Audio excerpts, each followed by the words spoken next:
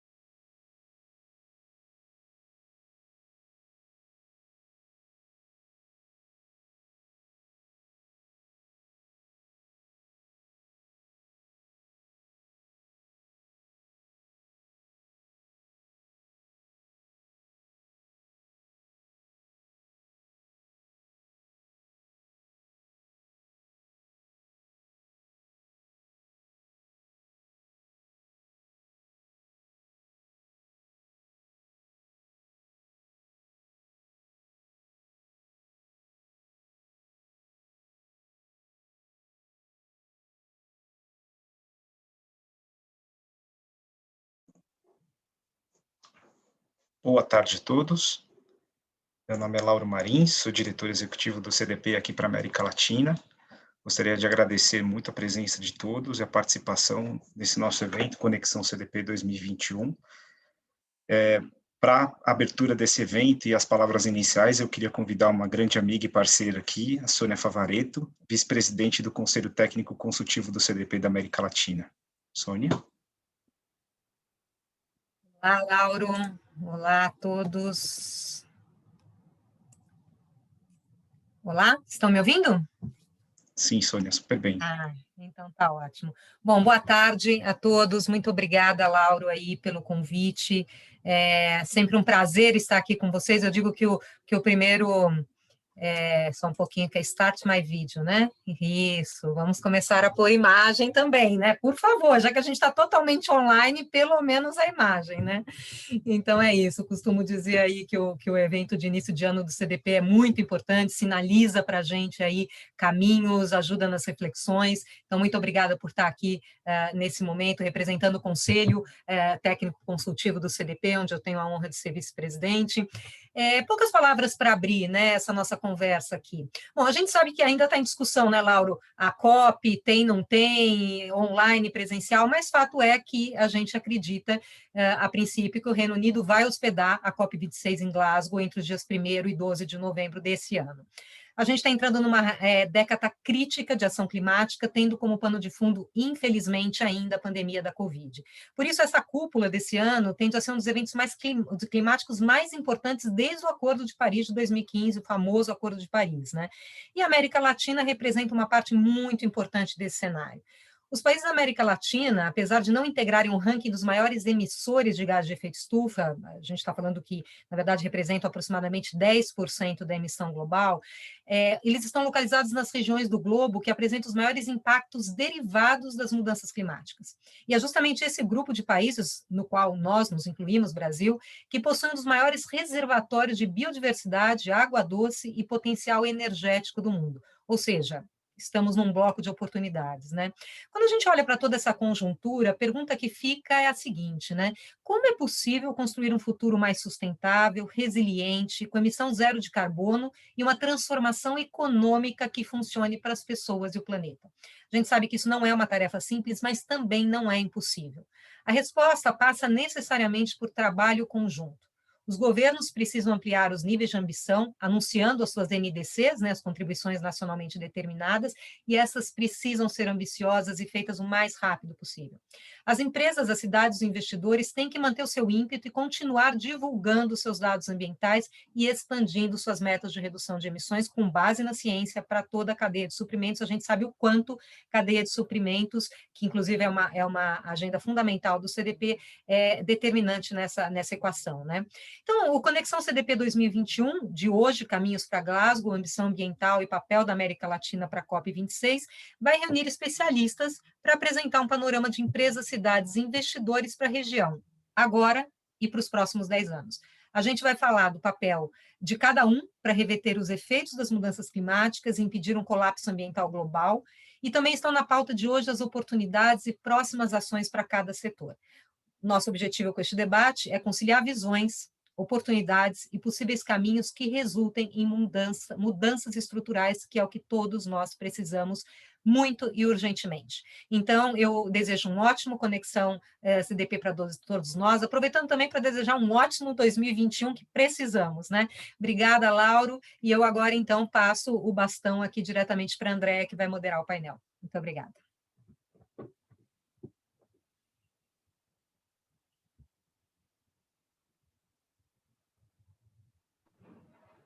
Boa tarde a todos e todas. Alguém precisa autorizar meu vídeo? Agora sim.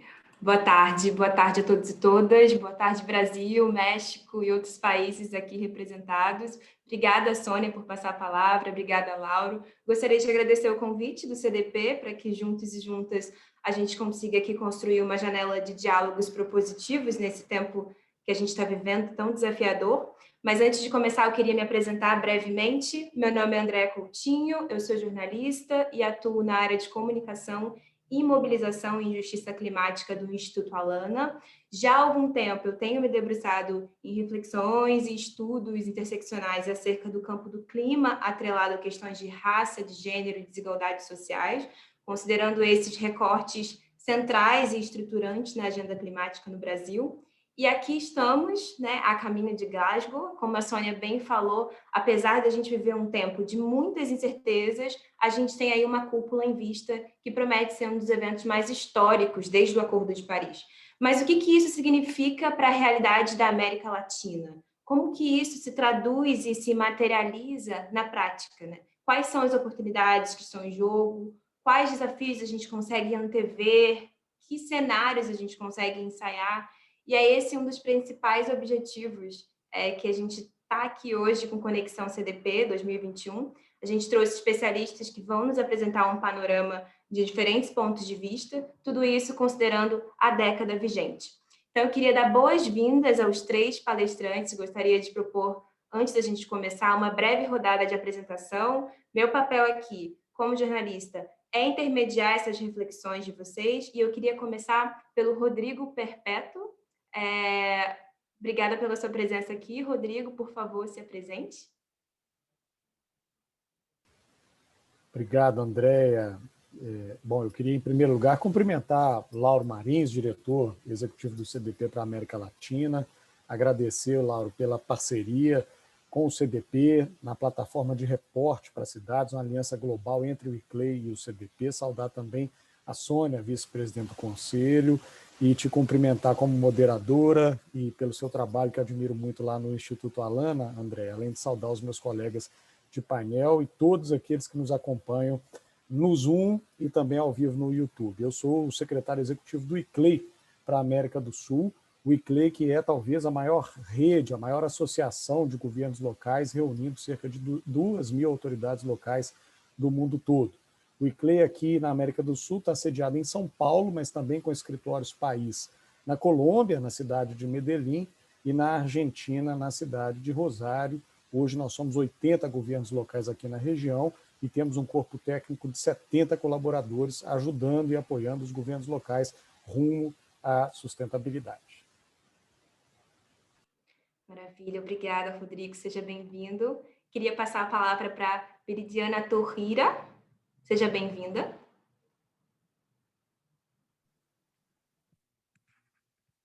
Hola, buenos días. Muchas gracias, Andrea, muchas gracias a CDP por la oportunidad de darnos a Walmart de México y Centroamérica de contarles todo lo que estamos haciendo camino a pues cumplir todas nuestras metas en relación de sustentabilidad.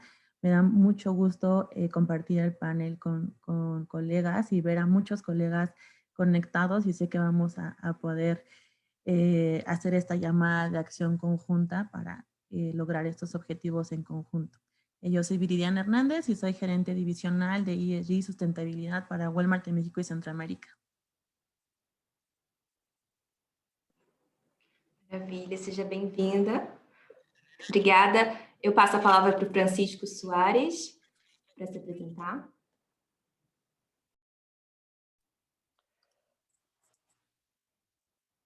Buenas tardes. Buenas tardes a todos. Una disculpa por mi portugués, es horrible. Francisco Suárez, estoy en Scotiabank a cargo de la cobertura de sell side de ESG Research desde hace 3 años, y encantados de esta gran oportunidad.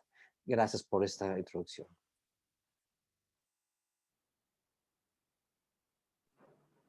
Bom, maravilha, novamente sejam todos bem-vindos e vamos lá. Eu queria começar essa primeira rodada de perguntas e aí dando oportunidade para vocês contextualizarem um pouco a partir das suas organizações e seus pontos empresariais. Eu queria começar pela Viridiana. As negociações internacionais têm pesos diferentes para adaptação e mitigação às mudanças climáticas, contudo, o setor privado tem uma grande responsabilidade na mitigação, tendo em vista aí o consumo e as emissões geradas pela cadeia de produção. Então, eu queria ouvir, Viridiana, quais caminhos e alternativas o Walmart tem se dedicado na construção de soluções propositivas? Como que o Walmart tem elaborado um plano de adaptação e quais são as metas? Gracias, Andrea. Creo que acabas de tocar un punto clave, ¿no? Una compañía como Walmart de México y Centroamérica, de nuestro tamaño, con más de 230,000 empleados, más de 6 millones de clientes diarios, más de 42,000 proveedores, presencia en más de 600 ciudades en la región, tenemos la posibilidad y la responsabilidad de contribuir de forma significativa al desarrollo sustentable y queremos utilizar toda nuestra escala para bien. Estamos comprometidos con preservar el medio ambiente como base de negocio, ya que entendemos que el futuro de la compañía está estrechamente ligado al futuro del planeta. Debemos de ser parte de las soluciones que los retos ambientales actuales demandan y no parte de los problemas. Y para esto nos hemos enfocado en 3 grandes prioridades. La primera, en contribuir a crear una economía circular que evite la generación de residuos, se diseñen ciclos cerrados de materiales y por lo tanto se reduzca el uso de recursos naturales. La segunda sería asegurar el abastecimiento responsable y sustentable de las materias primas y productos que ofrecemos a nuestros clientes. Y por último, en mitigar el cambio climático al reducir las emisiones de nuestras operaciones y también de la cadena de suministro. En este sentido, en septiembre del año pasado renovamos nuestros compromisos y metas claves, comenzando por nuestra aspiración de convertirnos en una empresa regenerativa para el 2040. Para lograr esto, anunciamos nuevas metas que me gustaría compartir con ustedes. La primera, queremos ser una empresa cero emisiones netas para el 2040. ¿Cómo vamos a lograr esto? Bueno, abasteciéndonos al 100% de energía renovable para el 2035 y por medio de la transición a refrigerantes de bajo impacto en tiendas, clubes, centros de distribución, data centers para el 2040. Y el segundo objetivo, queremos ayudar a proteger, gestionar y restaurar 20 millones de hectáreas de millones de kilómetros cuadrados de océano para el 2030. Estas nuevas metas se suman a los que ya nos habíamos planteado anteriormente de reducir las emisiones de GI alcance 1 y alcance 2 en 18% para el 2025 con respecto a nuestros niveles del 2015. En este sentido, compartimos este objetivo con Walmart Inc. y es un objetivo que está aprobado por la iniciativa Science Based Targets. Y por último, tenemos claro que debido a la naturaleza de nuestro negocio, como lo comentas, la mayor parte de las emisiones se generan justamente en nuestra cadena de valor. Y es por esto que nuestro objetivo es trabajar con nuestros proveedores para reducir o evitar emisiones de GI equivalentes a 1 gigatón en nuestras cadenas de abasto globales al 2030 por medio de un proyecto que llamamos Proyecto Gigatón. Estos compromisos que asumimos no solo apuntan a descarbonizar las operaciones globales de Walmart, sino que también nos encaminan a convertirnos en una empresa regenerativa, una que trabaja por restaurar, renovar y reponer, preservar nuestro planeta y cómo alentamos a otros a unirse y a hacer lo mismo.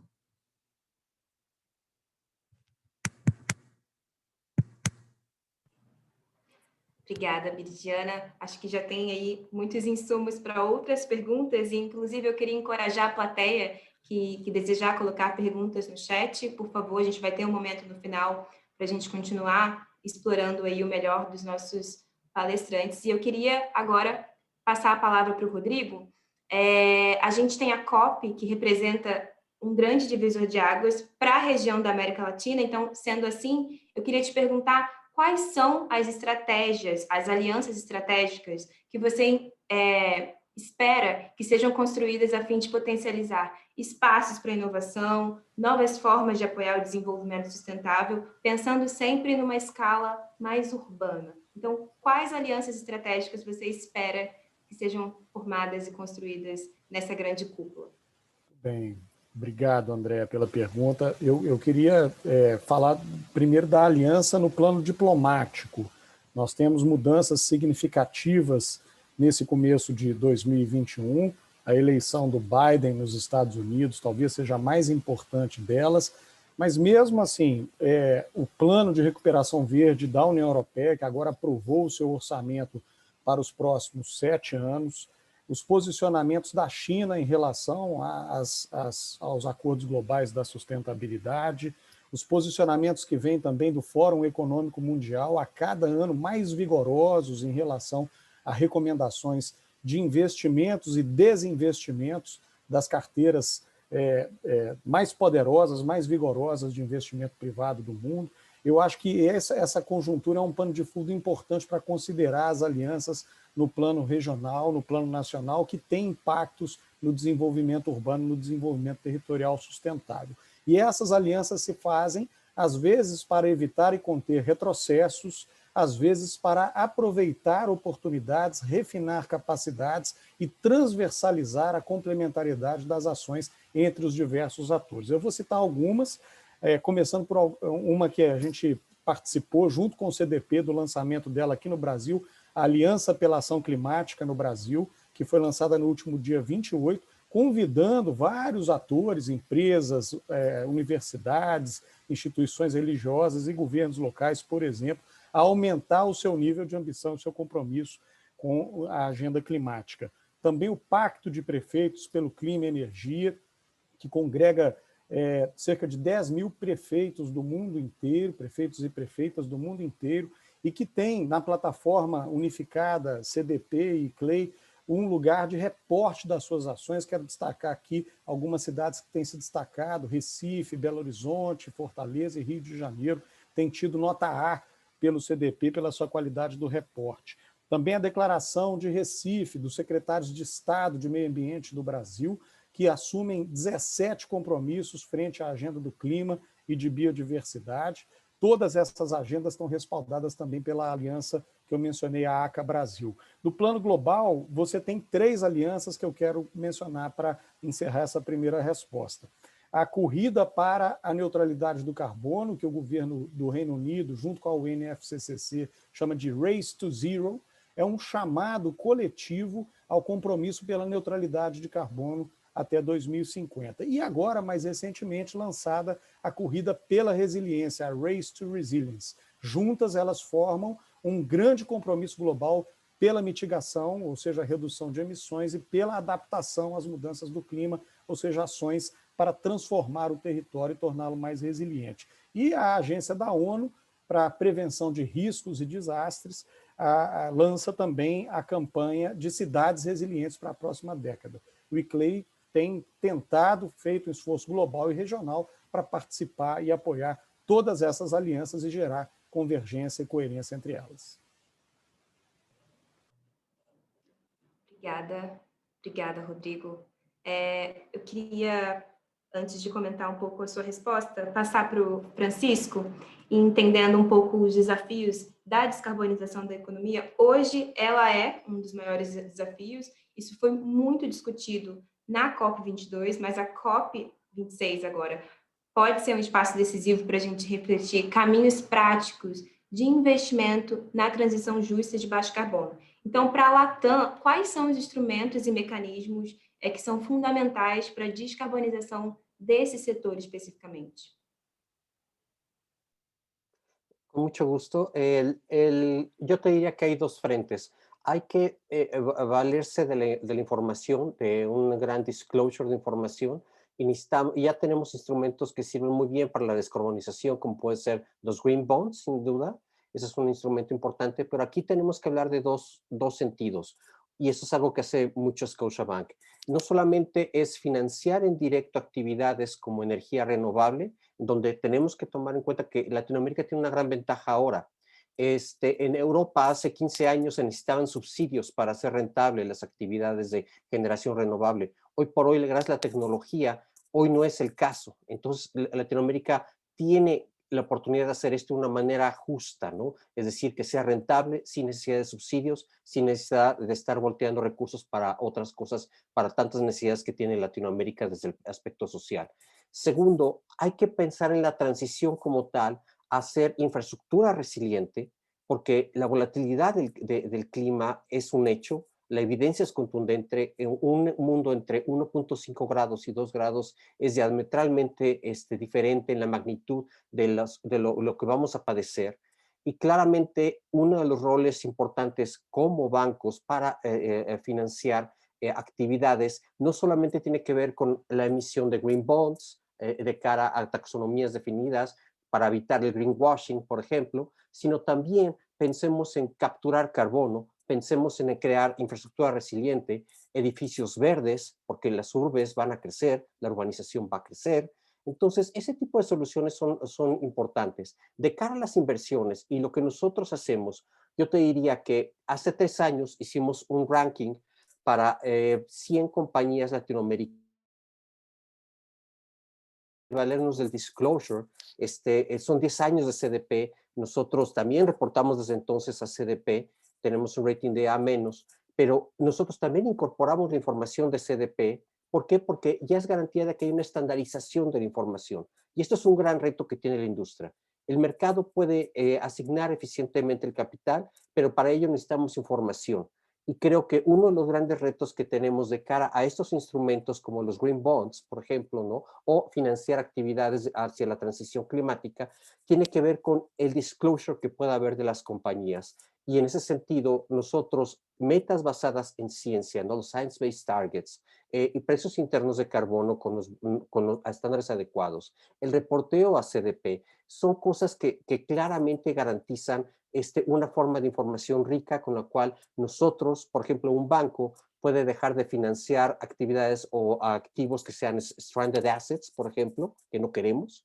Un inversionista no quiere tener en su portafolio muchas compañías que puedan agregar volatilidad no deseada o que tengan una desvalorización de cara a la transición climática, ¿no? Entonces yo te diría que afortunadamente tenemos grandes herramientas ya hoy por hoy, una gran convergencia entre las herramientas, TCFD, Science Based Targets, CDP, SASB, GRI de cara a una Agenda 2030, y podemos, con esto creo que la asignación de capital va a ser más eficiente para apoyar esta transición hacia el clima.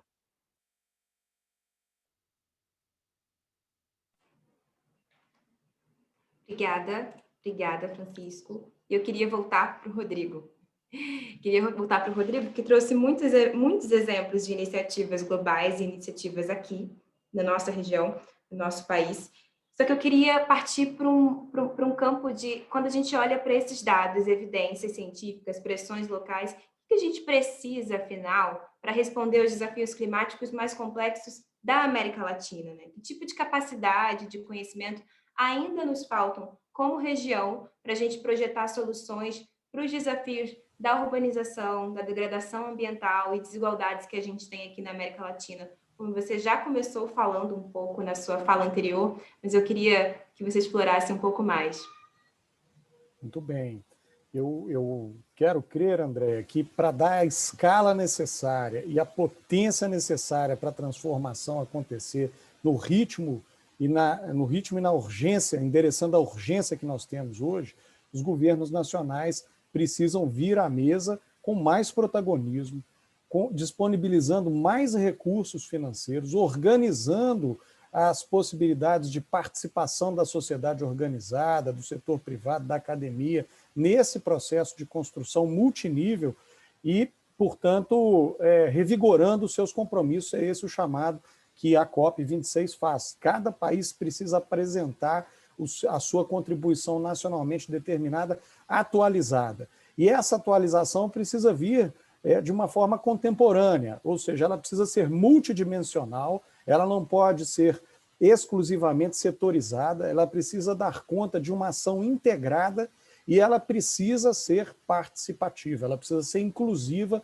ela precisa ter a preocupação da justiça climática e também da apropriação por parte da sociedade. Essa escala ela vai acontecer na medida em que os governos nacionais tenham consciência do seu papel e contemplem, portanto, marcos normativos e instrumentos mais eficazes para apoiar a implementação. É disso que nós precisamos. Na escala local, que é a que eu represento, as capacidades também precisam ser estimuladas. Capacidades humanas, portanto, mais condições de acesso a conhecimentos, a treinamentos, a trocas de experiências e cooperação entre cidades, há muita coisa interessante acontecendo, e também instrumentos de acesso a recursos financeiros. Muitas vezes os recursos estão disponíveis no sistema internacional, mas demoram muito a chegar no plano local, que precisa desse recurso para executar as políticas públicas e para implementá-las na escala necessária. Acho que é um pouco o caminho que a gente pensa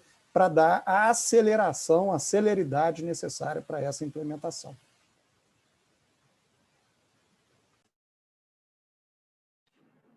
Obrigada, Rodrigo. Notei aqui o multidimensional e participativo. Acho que sem essas duas categorias a gente não vai muito longe. Então, por isso eu queria passar para a Viridiana, e pensando no papel agora do consumidor na América Latina, como que ele pode influenciar também essa discussão? Um varejista pode ser um influenciador de tendências mais sustentáveis? O México está muito exposto ao risco hídrico, então qual é a importância do setor privado para falar desse assunto? Claro. Bueno, es de suma importancia para nuestra estrategia de sustentabilidad hacer partícipes a nuestros clientes en acciones para cuidar el medio ambiente y los recursos naturales. Estamos convencidos que los clientes no deberían tener que elegir entre un producto asequible y un producto que sea bueno para el medio ambiente. Anteriormente, Andrea, te comentaba la cantidad de clientes que pasan diariamente por nuestras tiendas. 6 millones de clientes que pasan por tiendas, clubes, sitios de comercio electrónico. Estos son más de 2.200 millones de clientes al año. Entonces, por supuesto que pueden influir en este debate, principalmente por medio del consumo responsable, desde cómo elige los productos que compra hasta cómo dispone de los mismos. ¿Qué nos toca a los retailers de la iniciativa privada? Justo lo que mencionabas.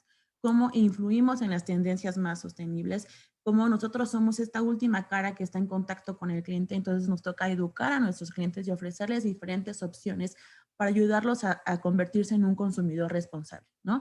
Por esto que en Walmart en México y Centroamérica estamos enfocados en contribuir a crear en esta economía circular. Y bueno, para lograr esto, el consumidor juega un papel clave.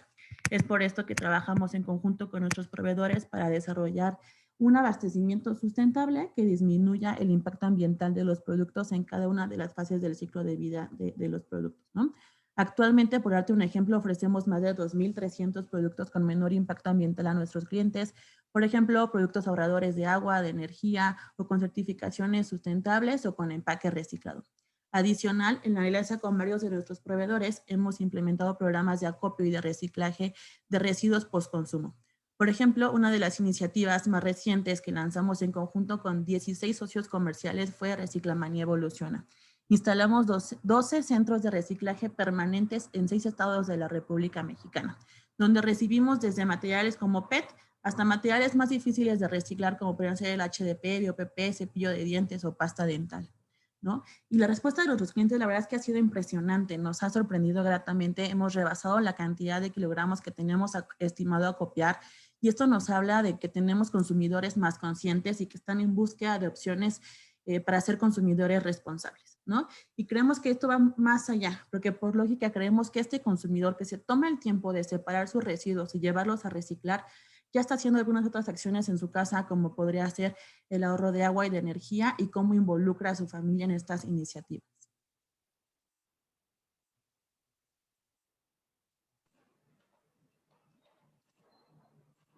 Obrigada, Viridiana. E passo de volta para o Francisco, para a gente encerrar só essa primeira rodada, primeira e segunda rodada de perguntas, para a gente partir para as perguntas do público. Mas antes eu queria ouvir do Francisco como ele vê o setor de investimentos, esse setor de descarbonização, como que enxerga a nova presidência dos Estados Unidos influenciando a agenda ambiental e climática na América Latina. Principalmente quando a gente olha para os temas de óleo e de gás. Qual a importância da transparência ambiental para a tomada de decisão? Claro. Se acabó la época de hablar de, y perdón por hablarlo en inglés, the good, clean coal. Eso ya no existe, afortunadamente, ¿no? Gracias a la entrada de Biden. Claramente yo veo 3 cosas que van a suceder con la entrada de Biden. Una tiene que ver con una banca central donde va a incorporar los riesgos sistémicos que pueda haber ante el cambio climático. Eso es algo contundente que va a cambiar a partir de esta administración. 2, también veo a un SEC, al regulador de inversiones en Estados Unidos, en que también va a trazar o los principios para incorporar los factores no financieros, los de sustentabilidad, en la revelación de información por parte de los emisores en Estados Unidos. Y tercero, yo te diría que la taxonomía, que es clave, ¿no? Si bien no creo que Estados Unidos adopte una taxonomía como la que prevalece en Europa, sí vemos condiciones para que tome como referencia la taxonomía que prevalece en Europa e incorporar y adecuar esa taxonomía. Y esto va a ser muy importante porque, como decía hace un momento, el mercado es muy bueno para eficientar la asignación de recursos. Si el gobierno avanza en estos hechos que se traducen básicamente en eliminar un subsidio al carbono, eso es lo que va a cambiar mucho con Biden, ¿no? O inclusive tratar de ponerle un precio al carbono, eso va a ser un gran avance y claramente va a tener una repercusión en Latinoamérica. Yo te diría que en Latinoamérica claramente ya los inversionistas estaban demandando esto, ya la tecnología permite hacer gestionar mejor, sobre todo en la parte de energía y movilidad más sustentable. Ya te permite hacer cosas muy rentables al respecto, pero yo te diría que esto va a ser un impulso que va a probablemente ayudar mucho a la descarbonización hacia adelante y a financiar actividades hacia la transición.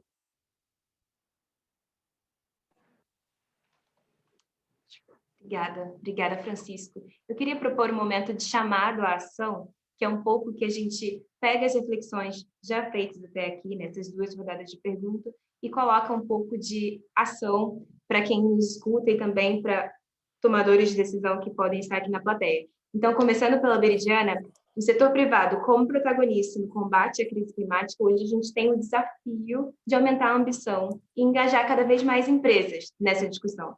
Então, pensando na COP26, o que você propõe, Veridiana, como chamado à ação para esse setor? Gracias, Andrea. Bueno, creo que primero hay que recordar que las empresas, la sociedad y el planeta estamos en camino de recuperación del COVID, ¿no? Sin embargo, no debemos dejar de priorizar la acción climática. Uno de los principales retos que tenemos en empresas como nosotros es cómo involucramos a estas pequeñas y medianas empresas que forman parte de nuestra cadena de valor y que la verdad es una representación muy grande, es el 90% de nuestra cadena de valor, ¿no? Entonces, cómo atendemos y cómo los integramos a nuestros objetivos. Asimismo, el cómo hacemos escalables nuestros programas, porque en este sentido, también el tamaño que tenemos como compañía, al tener más de 3,000 unidades en México y Centroamérica, nos juega un poco en contra porque necesitamos hacer estos programas escalables y llegar a toda nuestra cadena de suministro. Respecto al plan que hemos seguido para lograr nuestra meta para reducir estas emisiones de GI en 18% para el 2025 y que eventualmente nos volvamos una empresa a cero emisiones netas, trabajamos todos los días en ampliar el suministro de energía de fuentes renovables. Actualmente más del 80% de nuestras tiendas ya son abastecidas por energía renovable que proviene de 6 parques eólicos, 2 hidroeléctricas, y en 2019 iniciamos un programa para la instalación de paneles fotovoltaicos en los techos de nuestras tiendas. En 14 para empezando y seguimos incrementando a lo largo de los siguientes años. Todo esto ha hecho que más del 60% de la energía que consumimos al día de hoy sea energía renovable, ¿no? También nos enfocamos en reducir el consumo de energía en tiendas y sedes y en particular en los equipos de refrigeración y climatización. Trabajamos con un sistema de inteligencia artificial que nos permite monitorear los consumos de energía en tiempo real y nos permite responder en tiempo récord para ver dónde tenemos estas desviaciones en los consumos. Y bueno, continuamos buscando y desarrollando opciones que nos ayuden a tener prototipos de nuevas tiendas con menor consumo de energía desde el diseño, ¿no? Bueno, y la parte de cadena de suministro en este llamado a la acción, desde 2019 hemos invitado a nuestros proveedores a unirse a nuestro esfuerzo para evitar 1,000 millones de toneladas métricas de emisiones GI, ¿no? ¿Cómo lo hacemos? A través del proyecto Gigaton, donde pueden participar todos los proveedores que quieran sumarse a realizar esfuerzos sin importar los productos o servicios que comercialicen. Para participar únicamente deben de inscribirse en nuestra plataforma que es walmartsustainabilityhub.com, establecer objetivos específicos y que sean relevantes y reportar sus avances en estos 6 pilares. Energía, agricultura, residuos, empaque, uso de productos y bosques, ¿no? Y por último, bueno, queremos jugar un papel importante en la transformación de las cadenas de suministro del mundo para que sean regenerativas. Nos estamos enfrentando a una crisis de cambio climático que hemos platicado aquí a lo largo del panel y debemos de actuar todos con un sentido de urgencia. Consideramos que, bueno, todas las acciones que se tomen en esta década van a ser clave para determinar la posibilidad de lograr un desarrollo sustentable en un largo plazo. Es por eso que estamos comprometidos, ¿no?, a convertirnos en una empresa regenerativa para el 2040. Es decir, ya no es suficiente conservar, ahora es necesario regenerar. ¿Esto qué significa? Restaurar, renovar y reponer.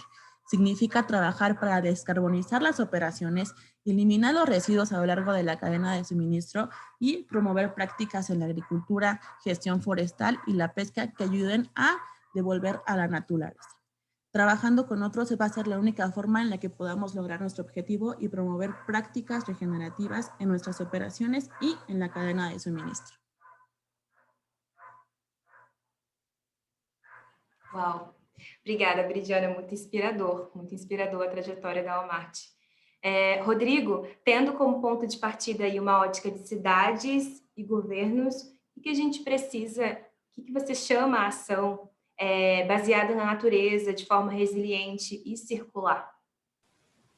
Acho que a primeira ação é o compromisso político, né, do prefeito, da prefeita, do governador, da governadora, frente a essa agenda, compromisso que deve ser público e que deve ser feito perante a sociedade, ao poder legislativo, portanto, buscando a convergência de todos os atores daquele território.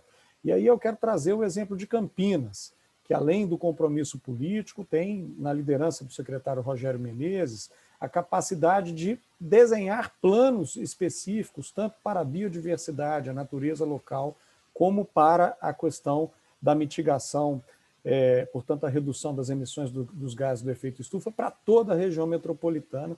Campinas está entregando agora o seu plano de conectividade integrado a esse chamado para a década da restauração e inserindo esses parâmetros nos instrumentos de planejamento municipal, portanto, o plano diretor da cidade, e o plano de desenvolvimento também no âmbito metropolitano.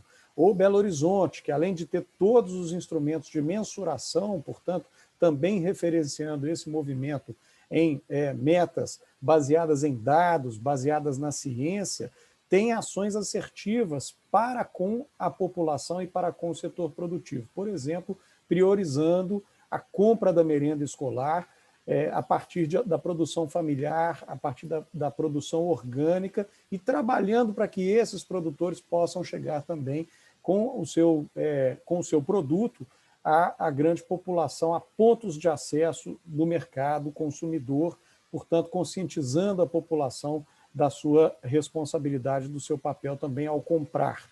É um processo que deve, portanto, Andréa, conciliar uma capacidade de compromisso público, político e de planejamento com ações muito concretas no território que se transformem em política pública e, portanto, possam ganhar escala.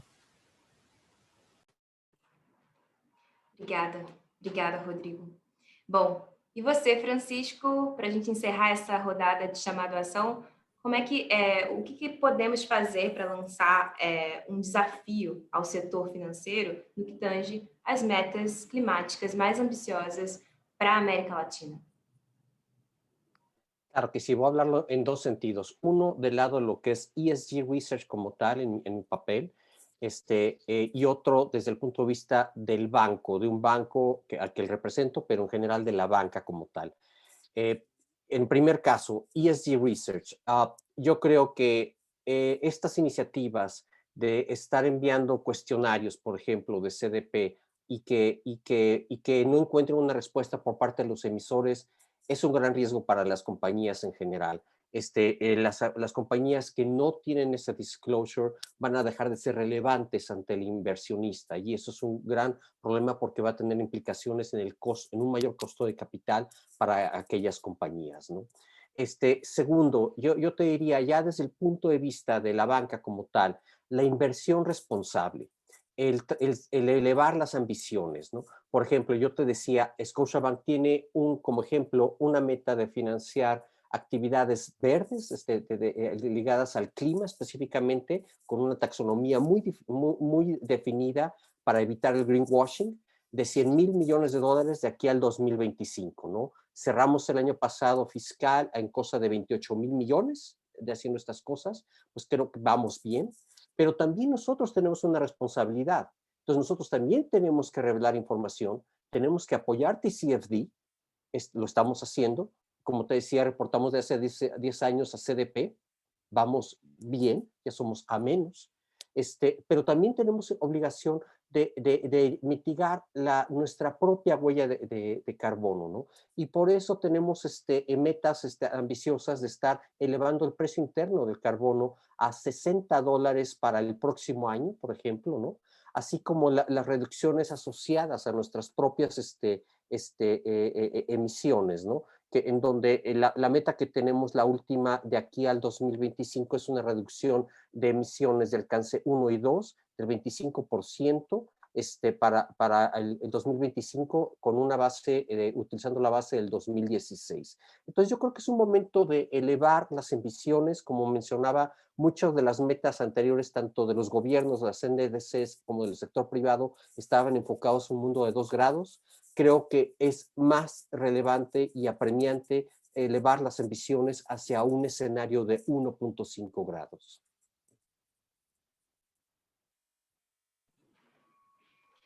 Obrigada, Francisco. Obrigada. Bom, a gente ouviu aqui diferentes perspectivas e convergências e outras similaridades. Agora é a hora da gente ouvir um pouco o público. E já tem uma pergunta aqui da Luísa Montes para a Viridiana, que fala assim: as metas que o Walmart tem são muito impressionantes, parabéns. Vocês também têm um plano de eficiência energética? Você falou um pouco sobre isso na resposta anterior, e aí, se houver, por favor.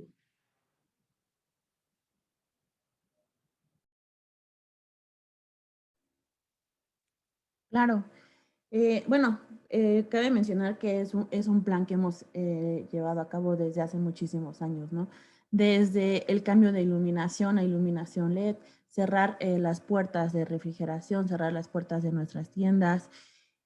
Todo esto nos ha ido llevando a este camino de cada vez ir reduciendo el consumo de energía y, como les digo, seguir buscando con esta nueva tecnología opciones que nos ayuden a tener estos nuevos prototipos de tiendas desde el diseño. Es decir, ya todas las tiendas nuevas que se construyan, centros de distribución, tengan ya incluidas estas opciones sustentables para tener una mejor o un menor consumo de energía y, por lo tanto, una reducción de emisiones, ¿no? Para que se den una idea, en los últimos 5 años hemos reducido 39% las emisiones directas de carbono en términos absolutos y 50% las relativas a los metros cuadrados de construcción de nuestras tiendas, gracias a todas estas iniciativas que les venimos contando de consumo de energía renovable y de eficiencia energética.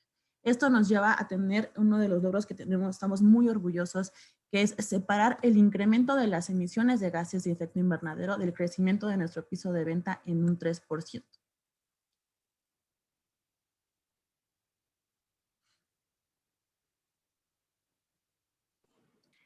Obrigada.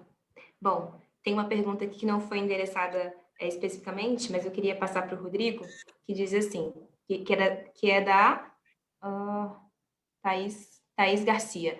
Como estão as articulações no Brasil para a regulação do mercado de carbono ou taxação das emissões? Qual será o mecanismo adotado e quando está previsto de ser implementado? Muito bem, Thaís. Essa é uma boa pergunta. Mas, por incrível que pareça, o Ministério da Economia é um ministério que tem conduzido essas discussões, embora com pouca abertura para a participação da sociedade organizada, das entidades representativas do setor privado, e tem discutido se um imposto ou se um mercado regulado de carbono no país.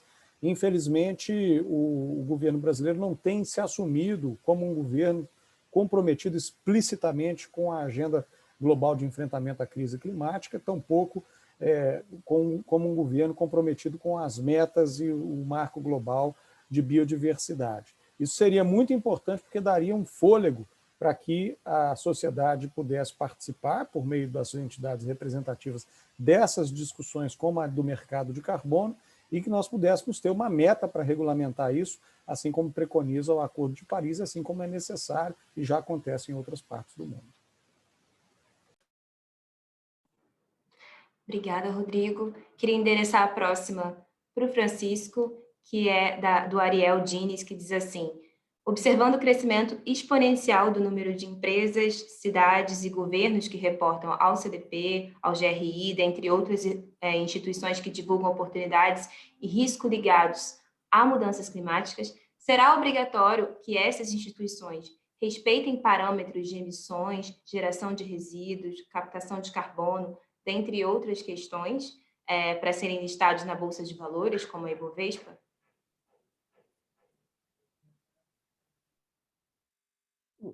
Interesante, porque digo, yo veo muchas iniciativas que me gustan mucho en Brasil. Por ejemplo, Desde la banca, por ejemplo, lo que está haciendo Bradesco e Itaú en políticas asociadas al clima y ESG en general, me parecen fabulosas. Del lado a la oportunidad para que los mercados de capital sean una oportunidad para asignar capital y movilizar el capital hacia lo que queremos, es decir, mitigar los riesgos del cambio climático, trabajar para descarbonizar, pero también para apoyar hacia la transición de una mayor volatilidad en el clima, me parece que van a ser, es un hecho, no hay vuelta, no hay otra forma de verlo, mi manera de ver. En el caso particular de esta pregunta, yo te diría que el mercado ya lo está tomando en cuenta.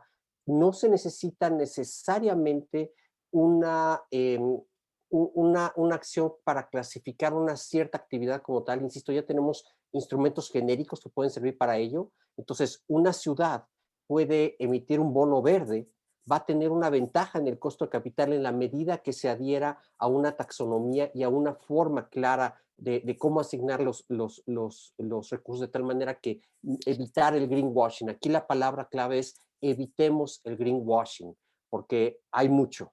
Entonces, la forma robusta de hacerlo es con estos instrumentos, los mercados de capital y, por supuesto, con el Bovespa detrás, en un mercado tan rico como Brasil, porque Brasil, cuando nosotros lo vemos como mexicanos, cuando nosotros vemos a Brasil, es un mercado enorme, es vasto, es completo, uno puede invertir en todo, ¿no? Básicamente es una maravilla, ¿no? Para un mexicano, uno los ve a ustedes así de esa forma, ¿no? Entonces, claramente el complementarlo, por ejemplo, con los índices que ya se encuentran circulando de alguna manera que son de ESG, los ETFs, trackers que puedan estar asignando scores favorables a temas verdes, y por supuesto las emisiones como tal, pues yo creo que esa es la ruta que vamos a estar explorando, y sin duda Brasil tiene un potencial pero fantástico, ¿no?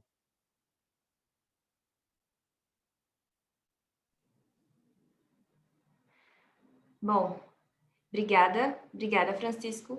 Eu queria voltar a palavra para o Rodrigo, e tem uma pergunta aqui sem identificação, que fala: quais são os principais desafios que os municípios, para que os municípios acessem esse financiamento verde? Os desafios são que eles vêm, em sua maioria, do sistema internacional, André. Você tem regulamentações, tanto no Brasil como em outros países, que limitam esse acesso a municípios de grande porte, no caso do Brasil, acima de 200 mil habitantes. E então, o desafio que nós temos é criar mecanismos que possam trazer esse recurso para o plano doméstico, e muitas vezes os bancos nacionais de desenvolvimento ou mesmo bancos estaduais, ao caso do estado de Minas Gerais, que ainda mantém o seu banco de desenvolvimento, ou bancos regionais, como o Banco do Nordeste, o Banco da Amazônia, o Findeter, no caso da Colômbia, sirvam para receber esses recursos e repassar esses recursos para a escala municipal. Para isso, é necessário um esforço grande também de geração de conhecimento e capacidade nos municípios para que eles possam desenhar projetos que estejam em conformidade com os critérios de resiliência e de mitigação à mudança do clima. Esses critérios estão tanto nos projetos como também nas regras de desembolso desses bancos, por isso é necessário preparar e dotar esses governos municipais de capacidades para isso. Perfeito, Rodrigo. E pensando nessa escala municipal ainda, tem uma pergunta para a Viridiana que diz: quais são... Saindo daqui. Vocês têm projetos de sustentabilidade em colaboração com os municípios também? Caso sim, você pode falar um pouco mais sobre eles?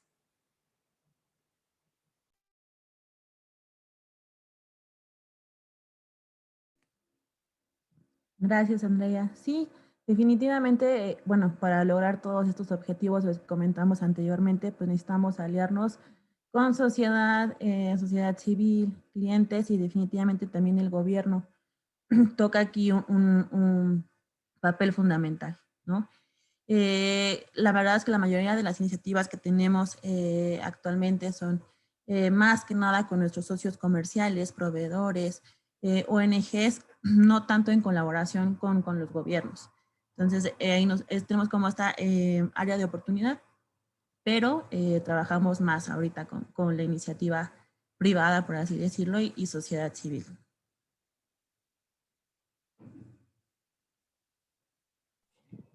Obrigada. Tem uma aqui que não está direcionada, mas eu queria deixar vocês à vontade para quem quiser responder, que recentemente foi firmada a declaração de Brighton pelo Ministério de Meio Ambiente da América Latina e Caribe, com estratégias sustentáveis para a recuperação pós-Covid. E aí, sendo assim, qual que é a relevância dessa declaração no âmbito das iniciativas globais? Deixo aí à vontade para um dos três.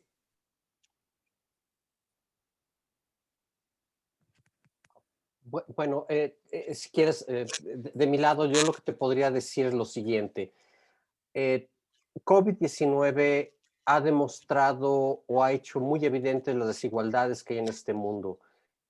Cuando tú me preguntabas hace unos momentos acerca de las cosas que van a cambiar con un Biden, Biden vincula la justicia social a los temas ambientales. Y esto es clave para mi forma de ver. Hay que verlo de esta manera. Quienes son más vulnerables al cambio climático, a todo lo que viene, son precisamente las porciones de la sociedad más desfavorecidas de todas nuestras economías, ¿no? Esto varía por cada uno de los países. Cada uno de los países tiene problemas distintos. Por ejemplo, yo te diría que Chile y México, el gran problema sistémico que tiene es la seguridad hídrica, o dicho de otra manera, el estrés hídrico. Es algo que afortunadamente no tiene Brasil. Eso es maravilloso. Pero claramente nosotros sí tenemos este reto, y además es un fenómeno vinculado a la energía termal. Entonces, si no trabajamos en las dos cosas, nos estamos dando un tiro en el pie, como decimos en México.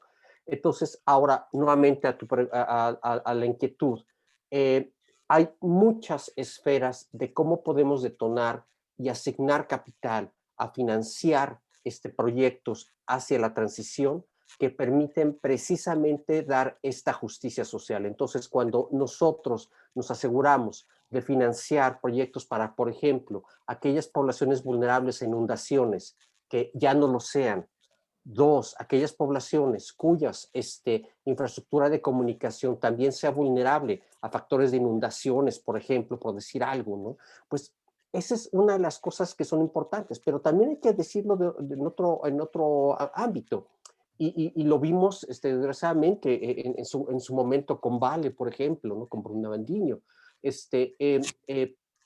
El tema asociado a las comunidades que son vulnerables a las actividades de las empresas en general, pues es algo que vemos que tiene un impacto y tenemos que afrontar estas cosas. Entonces yo te diría que lo que vamos a ver hacia adelante, y COVID-19 nada más va a estar acelerando esto.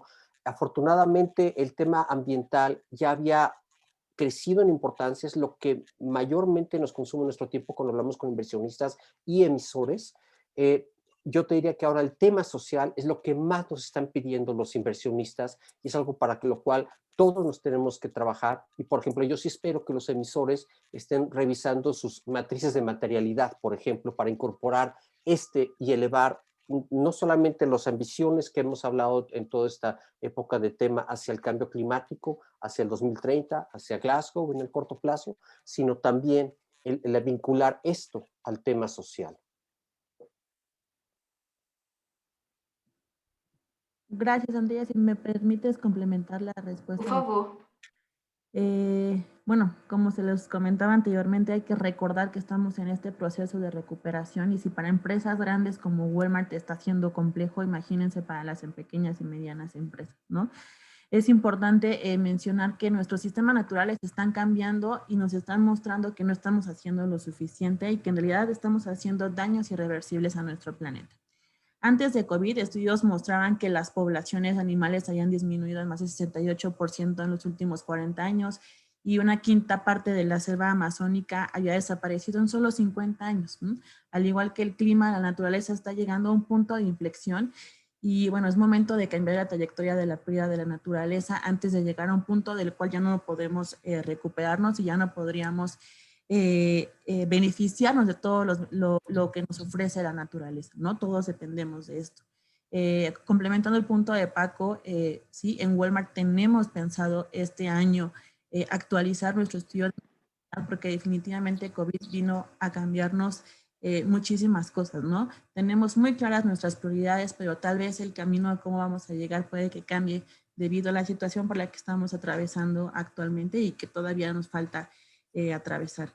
Entonces, este año definitivo vamos a actualizar nuestro estudio de materialidad, vamos a definir estos focos de acción, no nada más ambientales, como mencionaba Paco, también la parte social y la parte de gobernanza para tener estos puntos ESG súper claros y tener el camino en un corto, mediano y largo plazo que va a seguir la compañía internamente y con su cadena de valor.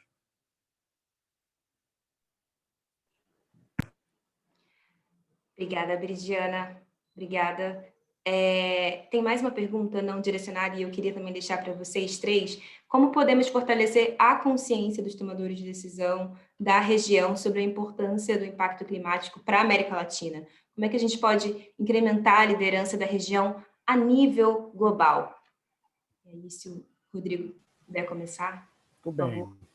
Eu vou abordar essa questão da liderança em 3 dimensões. Primeiro, a dimensão do movimento que existe no próprio setor privado em relação à transformação do que era, até pouco tempo atrás, responsabilidade social e depois responsabilidade socioambiental em um ativo incorporado na estratégia das empresas e dos grandes grupos empresariais. Essa é uma migração de um departamento e de uma ação muito pontual, quase de marketing, muitas vezes essas ações ficavam na área de marketing, para o DNA da empresa, para o processo de geração de valor da empresa em todos os seus níveis. Isso acontece também nos governos, migrando o compromisso com a agenda de sustentabilidade da Secretaria de Meio Ambiente para o núcleo de planejamento estratégico em todos os níveis, transversalizando esse tema em todos os processos de formulação e execução de política pública. Isso só é possível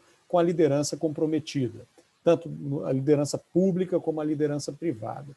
No ICLEI, nós acreditamos que esse movimento precisa ser alimentado contínua e constantemente, e a grande semente que nós estamos plantando é a partir e por meio do programa Líderes do Futuro. Nós estamos chegando às escolas, especialmente às escolas públicas, com um programa que traz a criança e o educador para o centro dessa agenda, como pessoas que vão agir em prol da melhoria das condições da sua comunidade, porque, ao fim e ao cabo, são esses jovens e são essas crianças que daqui a 10, 15, 20 anos vão tomar as decisões mais importantes que nós teremos que tomar ao longo desse século. Portanto, o compromisso é no curto prazo, mas também o compromisso é na formação de quadros no médio, no longo prazo, para que a gente possa endereçar essa questão continuamente e com eficácia.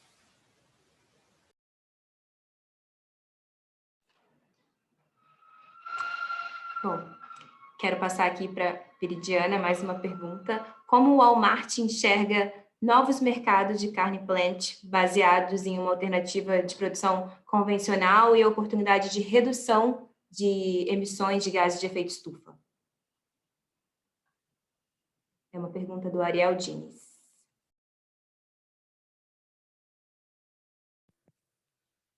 Gracias.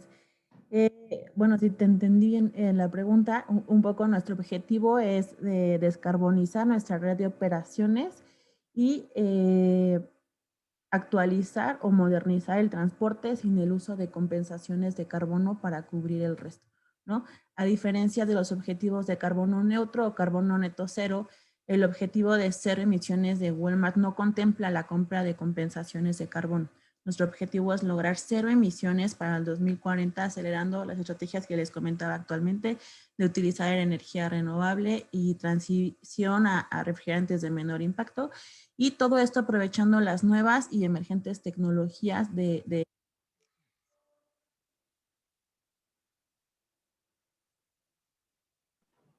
Obrigada. E para o Francisco, mais uma vez, sabemos que existem setores intensivos em energia, o que são e continuarão sendo necessários para o desenvolvimento da economia mundial. Ainda assim, alguns deles não possuem tecnologias disponíveis em escala de mercado para sua efetiva descarbonização em curto prazo. Como o Scotiabank, ou o mesmo setor financeiro focado em ESG, pode apoiar esses setores no curto y no médio prazo?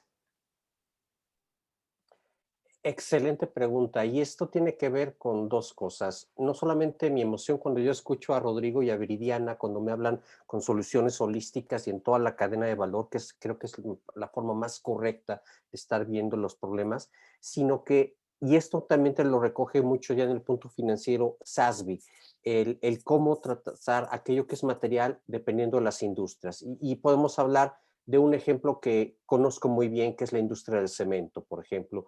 La industria del cemento, así como el de la aviación, el de las líneas aéreas, tiene un problema, ¿no? Se necesita una tecnología para que podamos aspirar a hacer emisiones netas para el 2050. Y hoy por hoy no existe a gran escala, ¿no? Bueno, precisamente lo que nosotros estamos tratando de hacer en Scotia como banco, insisto, son dos aspectos de la misma problemática. Uno, claro, financiar aquellas cosas que ya son probadas, como una planta de generación fotovoltaica, un wind farm, por supuesto, ¿no? Eso ya es rentable, la tecnología te lo permite, no hay mucho que hacer al respecto, ¿no? Pero, ¿qué tal de estas tecnologías que se necesitan para una solución en unas industrias en donde todavía no existe a gran escala, como lo dices? En el cemento es altamente intensivo en energía y, sin embargo, entre 55 y 60% de las emisiones que hace esta industria no tiene que ver con usar carbón, no tiene que ver con usar energía fósil. Es un efecto químico que se da en lo que es la calcinación, la producción del clinker, donde desgraciadamente lo que sucede en ese proceso químico es la emisión de carbono. Entonces, ¿cuál es la solución ahí? Capturar carbono. Entonces, claramente lo que puede estar haciendo el mercado, la banca en general y los emisores es estar tratando de abordar estas tecnologías que son hoy por hoy todavía no están al 100% probadas. Hay buenas cosas que se están dando ya, y con esto el capturar carbón es algo que va a ser crucial para resolver los problemas de este tipo de industrias, al igual que el acero. Ahora, yo lo que veo hacia adelante, por ejemplo, y ya lo estamos viendo, los primeros pasos al respecto, hay que pensar en el hidrógeno. El hidrógeno es algo que también va a cambiar radicalmente la forma de hacer energía para las industrias que son precisamente intensivas en energía. Y claramente vamos a ver una simbiosis entre muchas compañías, por ejemplo, la industria del acero junto con la del cemento, es una simbiosis natural para explorar también alternativas en hidrógeno, y basadas, y las que se están explorando a nivel global por todas las compañías, ¿no? Cementeras que hay en el mundo, para precisamente resolver este tema, ¿no? Yo te diría que claramente es un mayor reto para ese tipo de industrias, hasta podemos hablar de una cierta desventaja, pero otra vez, lo que uno quiere ver de como inversionista es que las compañías, en vez de ser seguidoras o que no hagan nada al respecto y que crean que todo va a ser sin cambio, tomen el reto y estén haciendo algo al respecto. Entonces, hoy por hoy ya vemos la simbiosis a veces entre industrias, a veces entre la academia y las compañías que están explorando estas alternativas, y porque son varias las posibles soluciones que se puedan dar, pero sin duda lo importante es que ya hay esta acción, que es lo que siempre vemos. Más que ver la política en términos de una compañía o de un país para efectos prácticos, de su ambición como tal, lo que queremos ver es acciones, y afortunadamente ya estamos empezando a ver este tipo de aproximações. Obrigada, Francisco. Estamos chegando quase ao fim desse momento, mas ainda queria redirecionar mais duas perguntas, uma para a Viridiana e outra para o Rodrigo. Viridiana, vocês têm sentido um aumento de pressão por parte de investidores para que as empresas sejam mais ativas na agenda climática? Sí, definitivamente. Para que se den una idea, el número, ¿no?, de contactos, el número de peticiones, el número de diálogos que hemos recibido de inversionistas como Paco, como muchos de los que están aquí presentes, de otros, no nada más de América Latina, de Europa, ha crecido 300%, ¿no?, hacia Walmex. Entonces, es un tema que definitivamente siempre está en cada uno de los diálogos ESG de las compañías con estos actores. Es un tema que siempre está en los reportes que resultan de las evaluaciones de estas rating agencies que nos catalogan, ¿no?, que nos dan una cierta calificación. Entonces, es un tema que ahora sí que llegó para quedarse y que cada vez va a ser más incentivo y que es material para todos los inversionistas que tocan puerta para Walmex, ¿no?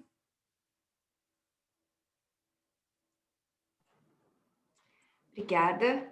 E, por fim, Rodrigo, qual que é a importância de ter uma estratégia de atração de investimento privado para a implementação de ações de mitigação e adaptação? A importância, você traz os processos e as dinâmicas de desenvolvimento econômico para o centro da estratégia de desenvolvimento sustentável do território. Ao fim e ao cabo, as transformações que nós pretendemos são transformações em todo o âmbito da dinâmica de produção, por um lado, critérios para licenciamento da atividade produtiva e também de consumo, né? A educação da cidadania para que ela possa ter mais consciência em relação às escolhas que faz, que impactam em toda a dinâmica social que nós temos no século XXI. Então, aquele governo estadual, aquela prefeitura que incorpora uma política de atração de investimentos com critérios de sustentabilidade, ela está induzindo no médio e no longo prazo uma dinâmica econômica muito vinculada ao que nós chamamos de economia verde, de recuperação verde, portanto, trazendo talentos, mão de obra, recursos humanos qualificados e reorientando as dinâmicas sociais, socioeconômicas do seu território, da sua cidade, do seu estado. Bom, obrigada, Rodrigo. Bom, aqui a gente passou por diversas narrativas e diversos ângulos de temas e setores diferentes. Acredito que o caminho rumo à COP26 ainda tem muitas surpresas, mas a gente segue na articulação iniciativas de debates cruciais como esse para lapidar a estratégia da América Latina. E aqui a gente falou um pouco sobre o quanto o futuro de uma empresa pode estar ligado ao futuro do planeta, falamos da importância de ser multidimensional e participativo nas estratégias e alianças, falamos do quanto a justiça social deve estar no centro dos investimentos e das ações para que a gente consiga atuações mais efetivas e sistêmicas. Eu queria agradecer muito aos palestrantes pelas ricas contribuições, a audiência engajada, que se manteve engajada e participativa aí durante todo o debate, as perguntas enviadas e o CDP pela iniciativa tão relevante. Agora a gente vai ter um segundo momento de apresentação de resultados do CDP Latinoamérica. Eu queria passar a palavra para o Lauro Marins e muito obrigada à plateia, muito obrigada novamente aos palestrantes. Até a próxima. Gracias. Muchas gracias. Obrigado. Obrigado, Andréia. Muito obrigado pela moderação desse incrível painel. Veridiana, muitas gracias. Obrigado pela participação. Meus amigos Rodrigo e Paco, muito obrigado pelas palavras e pela participação aqui. Muito boa discussão. É sempre muito bom ouvir essas contribuições que a gente tem. O CDP é uma ONG um pouco diferente de uma ONG tradicional. A gente acaba trabalhando com muitos atores dentro desse aspecto do que a gente faz. A gente trabalha com o poder público, nos subnacionais, a gente trabalha com os investidores, a gente trabalha com a economia real, com as empresas. Então, agora eu queria mostrar para vocês um pouquinho dos resultados do CDP nesses últimos anos. E, na verdade, aqui o que a gente vai contar é uma história de 10 anos do CDP aqui na América Latina. Então, o CDP é uma ONG internacional, ela foi fundada no ano de 2000 por um grupo de investidores no Reino Unido. Quem já me conhece já ouviu essa história umas 200 mil vezes. O CDP veio aqui para o Brasil no ano de 2010, foi quando a gente começou nossas atividades aqui. E a gente está falando o caminho do CDP nos próximos 10 anos, a gente está olhando aí o caminho para Glasgow, e é um pouco da discussão que a gente quer ter também, quais são os passos necessários para todos esses atores que o CDP engaja para os próximos 10 anos. Mas é importante a gente olhar por onde a gente já passou.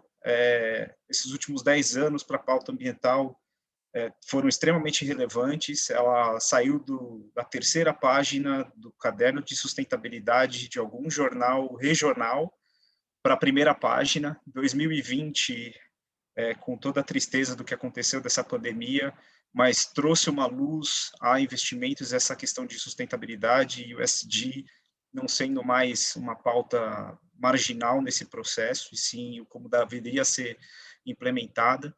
E quando a gente olha esses últimos 10 anos do CDP aqui na América Latina, e eu estou muito feliz de ter contribuído com 7 desses 10 nessa trajetória, de uma equipe que éramos em 4 pessoas, uma casinha pequena, gelada, para hoje uma equipe mais de 30 pessoas aqui na América Latina, espalhada pela América Latina, é o que me deixa extremamente feliz de mostrar algumas coisas para vocês. Então, quando começamos, né, até agora, falando exclusivamente de América Latina, então, em 2020, 1.765 empresas e governos reportaram informações ao CDP, 16 vezes mais do que quando a gente começou lá em 2010. Em todos os países da representação da América Latina, nós tivemos participação. Os mais abrangentes, os maiores são o Brasil, México e Argentina. Grande participação também na Colômbia. A gente está lançando esse material também que vai ficar disponível para vocês, que tem toda essa análise dessas informações. Mas é extremamente relevante ver que a participação, tanto de empresas, quanto de cidades, quanto de estados nesse processo, vem crescendo e vai continuar crescendo, sem dúvida nenhuma, nos próximos anos, e é extremamente relevante para uma política econômica global. Quando a gente fala de cobertura, a gente, como CDP aqui na América Latina, a gente cobriu mais ou quase 40% do mercado de capitais da América Latina, dentro das nossas análises com as empresas que respondem. Eu sei que o Paco deve estar feliz com essa notícia e outros investidores aqui também, mas ainda tem um grande caminho para a gente percorrer com relação a esses números, e a gente sabe do potencial que tem das empresas serem mais transparentes dentro desse processo e os investidores cada vez mais utilizando essa base de dados para suas estratégias, que agora têm que ser cada vez mais alinhadas com uma economia de baixo carbono. Esses outros 2 números nos deixaram muito impressionados, mas ao mesmo tempo muito felizes, porque é o impacto que a gente tem através desse processo do relato, através do processo de transparência. Empresas e governos subnacionais juntos investiram mais de 63 bilhões de dólares em iniciativas de redução de emissão nos últimos 10 anos. Isso equivale a um pouco mais do que o PIB da Costa Rica. É extremamente relevante entender que essas iniciativas são todas voltadas para a redução de emissões e embarcam desde eficiência energética até eletrificação de frota e outros processos e produtos que foram desenvolvidos pelas instituições e também pelos municípios e pelos governos. É uma cifra muito importante, mas também mostra que ainda a gente vai precisar provavelmente de uma outra cifra maior do que essa para chegar onde a gente precisa chegar, que é um mundo abaixo dos 2 graus. Então, existe um caminho muito grande ainda a percorrer com relação a isso. Foram reduzidas mais de 280 milhões de toneladas de CO2 nos últimos 10 anos. Isso advindo de todos esses investimentos e atividades que as empresas e cidades fizeram. Isso equivale ao plantio de 2 bilhões de árvores que podem ser comparados dessa maneira. É extremamente relevante também ver esse volume de emissões que foram reduzidas, mas, de novo, a gente também precisa continuar trabalhando para que essas emissões sejam cada vez maiores e para que a gente possa atingir os objetivos como região nesse processo. Aqui é um pouquinho da história do CDP, mesmo dentro desses 10 anos que a gente passou. O CDP na América Latina começou as suas operações em 2010, em 2011 foi o primeiro ano de reporte das cidades, e também o primeiro ano que nós tivemos os nossos membros do programa de Supply Chain, é um programa que a gente tem para trabalhar a cadeia de fornecedores, que o Walmart México é um dos nossos membros. Em 2014, estados e regiões, a gente lançou um programa piloto, para que estados passassem a reportar também os seus dados de adaptação e mitigação ao clima. Em 2015, o CDP foi um parceiro fundador do programa do Science Based Target, ou Metas Baseadas em Ciência. Hoje é um programa super relevante para apoiar tanto empresas quanto o setor financeiro e agora também para cidades, como é que podem alinhar suas metas com a ciência para que a gente efetivamente fique aí dentro de 1,5 graus, dentro do que a gente precisa para atingir os objetivos do Acordo de Paris. Recentemente a gente lançou também um guia e um material dentro da iniciativa de como alinhar as suas metas para a questão de zero, né? O que é uma meta zero carbono. Então é um material bem relevante e a gente fica muito feliz de colaborar com a iniciativa. Em 2016 foi o primeiro membro do programa do Benchmark Club que a gente teve. É um programa que a gente apoia as empresas a fazer benchmark e analisar melhor as suas respostas ao CDP. Também foi o ano de lançamento do Pacto Global de Prefeitos pelo Clima, onde o CDP, junto com o ICLEI, aqui é a plataforma de reporte, vou chegar no ano do ICLEI. Lançamos a iniciativa do CDP Matchmaker, onde a gente preenche a lacuna entre investidores e projetos de infraestrutura municipal e resilientes ao clima. É um programa muito bacana, onde a gente espera aí apoiar os municípios a conseguir financiamento privado ou público para investimentos em infraestrutura. E o projeto que a gente gosta muito, que chama o Poder das Compras, é um projeto que levou à expansão do programa Supply Chain, a questão de uso de solo e desmatamento. A gente também tem vários membros aqui, várias pessoas aqui que participam desse projeto conosco. Em 2017, mais de 120 empresas na América Latina declararam que usam, planejam implementar um preço interno de carbono em 2 anos, de acordo com um relatório que nós lançamos na época junto com o Banco Mundial. Em 2018, a parceria com o ICLEI, então o CDP e ICLEI tem essa plataforma unificada para apoiar os municípios aí a reportarem suas informações de adaptação e mitigação. É uma parceria de longo prazo e onde a gente gosta muito de trabalhar junto e próximo ao ICLEI. Em 2018, ainda uma grande mudança do CDP, que é a integração do seu questionário, né, a adaptação do seu questionário com as recomendações da TCFD. A gente alivia, assim, a carga de relatórios das empresas e garante um reporte financeiro relevante relacionado ao tema de clima, e também para os investidores. E em 2020, a gente lança aí o Índice CDP de Resiliência Climática no Brasil, que mensura o desempenho das empresas com práticas diferenciadas em gestão climática. A gente fica muito feliz com o índice. Em breve, a gente vai lançar já a carteira 2021 do índice e muitas novidades relacionadas a ele.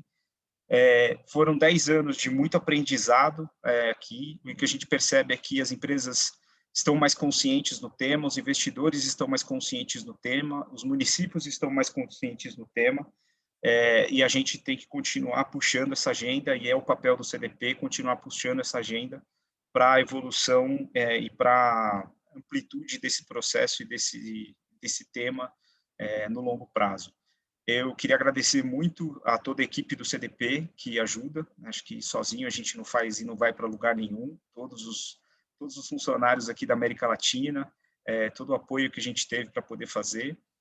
Comunicar também que a gente está lançando um conjunto de compilados de dados, são fact sheets que a gente está lançando, específicas sobre esses temas e mais detalhados para que vocês possam acompanhar. Já está no nosso site, daqui a pouco o pessoal posta aqui no link para vocês.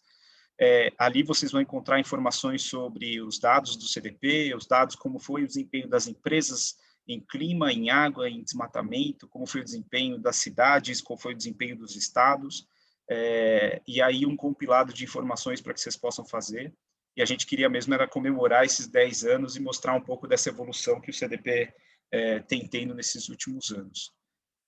Eu sei que é uma parte bem pro forma, mas nesse momento eu queria convidar aqui a Rebeca para a gente poder fazer os reconhecimentos de 2021 dos A-Lists do CDP. O CDP todo ano faz o score do processo de reporte, então a gente avalia e lê todas as respostas das empresas e das cidades, e existe uma metodologia em que a gente dá uma pontuação. Somente 3% das empresas dessas mais de 12 mil que responderam esse ano conseguiram ter uma nota, um score A dentro do CDP. É sempre um grande reconhecimento que a gente faz, e a gente queria agradecer grande às equipes dessa sustentabilidade, de relacionamento com investidores e das empresas que participaram desse processo e que atingiram essa nota. Rebeca? Olá a todos, muito bem-vindos. Esse momento é aqueles que a gente fica um pouco triste de não poder se encontrar presencialmente, como a gente costuma fazer todo ano, entregar o troféu e apertar a mão de vocês, mas é um momento muito importante para a gente celebrar todas as empresas que alcançaram o nível de liderança, como o Lauro comentou, é uma porcentagem extremamente reduzida, só a nata das empresas realmente alcança, as empresas das cidades alcançam essa pontuação A, que vale notar, todo ano o CDP sobe a barra, então todo ano a gente exige mais as empresas, e são empresas que de fato conseguiram alcançar ou se manter nesse nível de liderança. Gostaria então de começar celebrando as empresas que alcançaram o nível de liderança ou a nota A no CDP em clima. 3 empresas alcançaram esse nível aqui na América Latina, sendo a CEMIG, Telefônica Brasil e a Duratex. Parabéns a todos. A gente já enviou o troféu, então se vocês tiverem uma fotinha com o troféu também, pode mandar para a gente, publicar no LinkedIn, para que a gente possa celebrar e tentar aproximar um pouquinho nesse tempo de distanciamento social. E agora, indo para a A-list de água, 6 empresas alcançaram nível de liderança na gestão de recursos hídricos, sendo 2 delas chilenas, a gente sabendo a importância que tem a gestão de recursos hídricos para esse país. Então, aqui temos a CMPC e a Minha Conte Toro nesse nível de liderança. E no Brasil, temos a Braskem, a CEMIG, uma vez mais, a Klabin e a Marfrig. Agora, indo um pouquinho para o tema de floresta, é uma satisfação quase que pessoal ver 2 empresas aí. Para quem não sabe, nós nunca na história da América Latina tivemos empresas que figuraram como A-list no ranking global do CDP no tema de florestas. E esse ano tivemos 2, a CMPC e a Klabin, que acho que não é segredo para ninguém, são empresas que lideram a sustentabilidade no setor florestal, e é uma grande felicidade, uma grande honra poder celebrar esse momento com essas organizações. E agora tem uma outra lista que também é muito importante para a gente, é uma lista que o CDP tem divulgado e pressionado um pouquinho mais nos últimos anos, que não basta as empresas serem boas por si só, elas têm que coordenar todo esse esforço de liderança climática e ambiental com a sua cadeia de valor. Nesse sentido, o CDP faz uma avaliação das respostas das próprias empresas aos temas de clima no CDP e avalia tudo que tem a ver com o engajamento de fornecedor, e com esse recorte, a gente dá uma nota de empresas líderes no engajamento com o fornecedor. E é uma grande alegria também ver que essa lista só cresce a cada ano, já é sabido que sozinhos nós não vamos muito longe. E aqui nós temos 2 empresas mexicanas figurando como A-list do engajamento de fornecedor, a Cemex e a Coca-Cola FEMSA. Temos também 2 empresas chilenas figurando como A-list nesse ranking, que é a Águas Andinas e a Conte Toro, e 6 empresas brasileiras, a CPFL, Klabin, Eletrobras, Telefônica Brasil, Braskem e Natura. Parabéns a todas as empresas que estão aí sendo um exemplo de liderança com o fornecedor no tema ambiental. E por último, mas não menos importante, é uma grande alegria também comemorar as cidades que figuraram no ranking de liderança do CDP. Para quem não sabe, é apenas o 2º ano que o CDP, de fato, faz uma avaliação e dá uma nota para os municípios. E esse ano tivemos 8 municípios, e também é uma grande alegria ver que eles estão distribuídos em toda a América Latina. Temos, então, a cidade de Buenos Aires, na Argentina, o município de São José, na Costa Rica, e o município de Peñalolén, sinto muito pelo meu não portunhol, no sentido que é uma cidade chilena.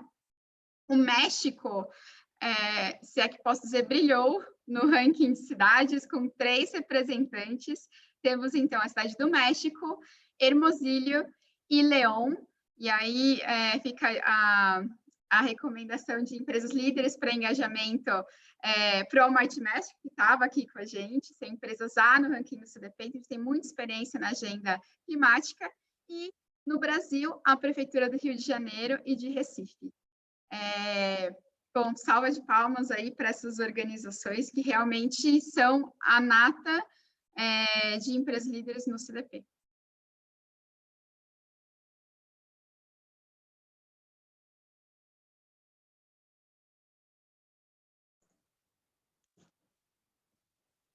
Bom, muito obrigado.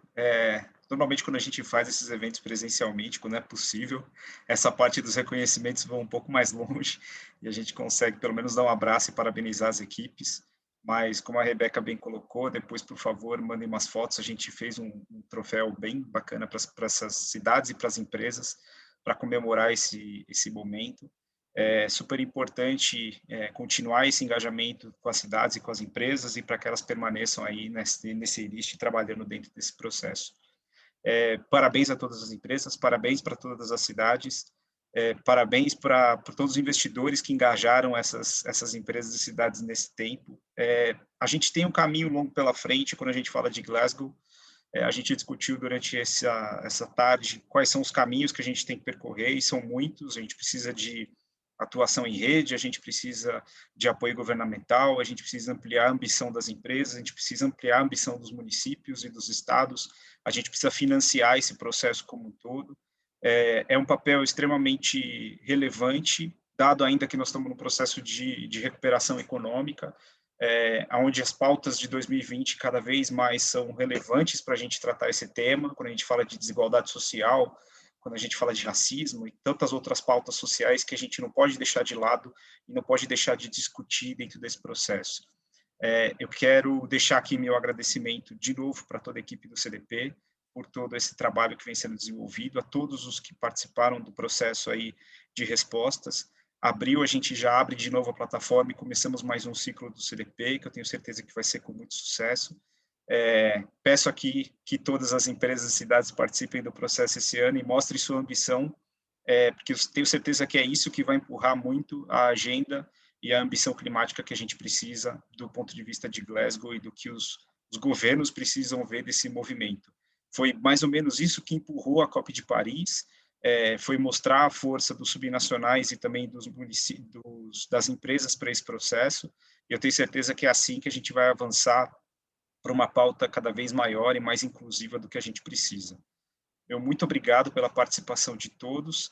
A gente termina o evento um pouquinho antes, devolvendo um pouquinho do tempo de vocês, mas agradeço muito, agradeço aí todo o pessoal que está apoiando a gente também para fazer o evento hoje. Muito obrigado e uma ótima tarde para todos.